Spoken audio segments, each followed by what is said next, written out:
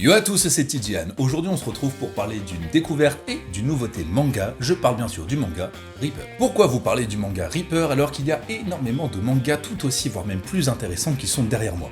Pour deux raisons. La première c'est que ce manga est conseillé par l'auteur de Radiant. Le deuxième c'est que c'est donc un manga français publié par Ankama. Donc forcément ça fait beaucoup de bonnes raisons d'en parler. Profitez de la petite introduction pour vous abonner et likez la vidéo.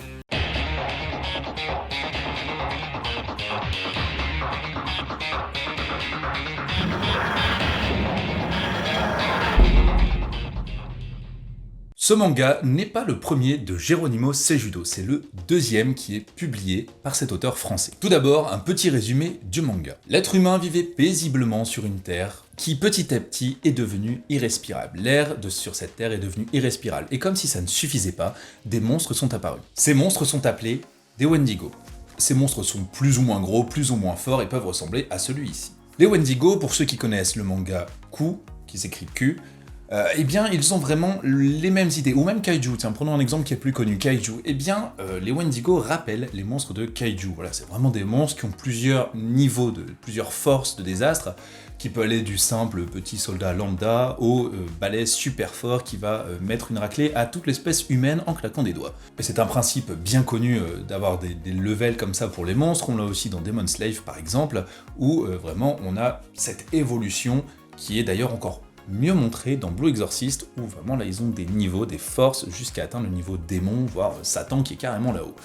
Bref, le principe n'est pas nouveau, mais cette fois il est travaillé d'une différente manière. Bref, dans ce monde post-apocalyptique, on retrouve deux personnes. Junk, qui est une sorte d'être humain avec une griffe au milieu du visage, qui du coup fait penser à tous les Wendigo, qu'on nomme aussi les balafrés, puisqu'ils ont aussi ce genre de marque, et Crappy, qui est une sorte d'animal de compagnie, une sorte de raton laveur qui est toujours avec Junk, et qui ne lui attire que des problèmes. Bref, ces deux personnages vivent en compagnie des Wendigo, des balafrés, qui vivent d'ailleurs plutôt paisiblement les uns aux autres, peut-être dû justement à cette cicatrice qu'a Junk sur le nez, qui fait penser aux Wendigo, qu'il est membre de leur communauté.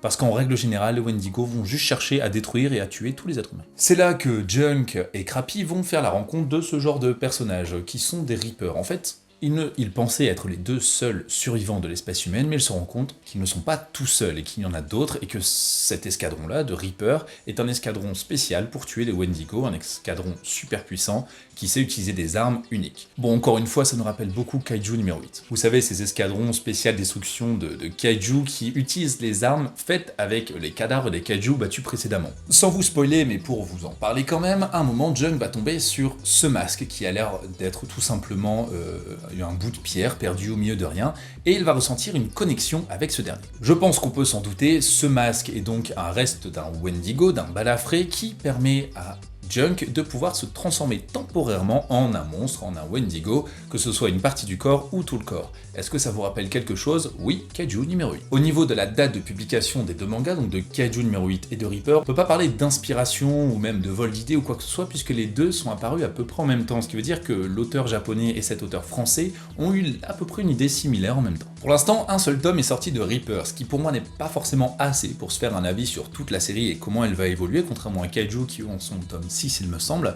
Mais la différence entre Kaiju et Reaper, bon déjà l'univers n'est pas exactement le même, celui-là est un peu plus post-apocalyptique, mais c'est qu'il y a aussi des airs de Radiant dedans, puisqu'on suit un héros qui est vraiment unique, qui est jeune, et qui connaît pas vraiment le monde dans lequel il vit. Donc en soi, ça nous rappelle un peu Seth de Radiant. Il y a aussi le style de dessin qui est purement un manga français, ça se voit dans les détails. Je saurais pas dire exactement pourquoi, mais pour moi ça se ressent. Le dessin en fait, on est vraiment, je peux me tromper, chacun a son avis là-dessus, mais entre le manga et la BD, où vraiment, on parle bien sûr de BD détaillée, hein, mais pour moi il y a un mélange des deux. Et ça va aussi et surtout être cet humour bien français que l'on trouve dans nos BD, dans nos mangas et dans nos livres humoristiques, qui je trouve est très intéressant dans l'univers du manga parce qu'il va du coup nous casser un peu de l'humour japonais dont on a l'habitude dans les tomes qu'on achète, et qu'on a retrouvé dans Radiant, qui avait d'ailleurs super plu aux japonais au point d'en faire un animé au Japon. Pour faire simple, Reaper, bien que ce ne soit pas un manga des plus originaux, puisque comme je disais, il reprend beaucoup de codes des shonen assez classiques où il y a des monstres qui apparaissent, comme par exemple Ku ou Kaiju numéro 8, il est encore trop tôt pour se faire un avis définitif sur la série et pouvoir parler de plagiat ou d'histoires extrêmement similaires au point d'en être inintéressantes. Il faut donc laisser sa chance à ce nouveau manga français, le découvrir petit à petit, puisqu'on sait que le planning de publication en France par un mangaka français est beaucoup moins intense qu'au Japon. On ne parle pas d'un scan par semaine, comme on voit Radiant actuellement qui en est à peu près un tome par an. C'est frustrant, mais que voulez-vous, quand on veut de la qualité et la chose bien faite, il faut patienter. Bien qu'il soit donc plein de similitudes avec Kaiju, il y a aussi énormément de points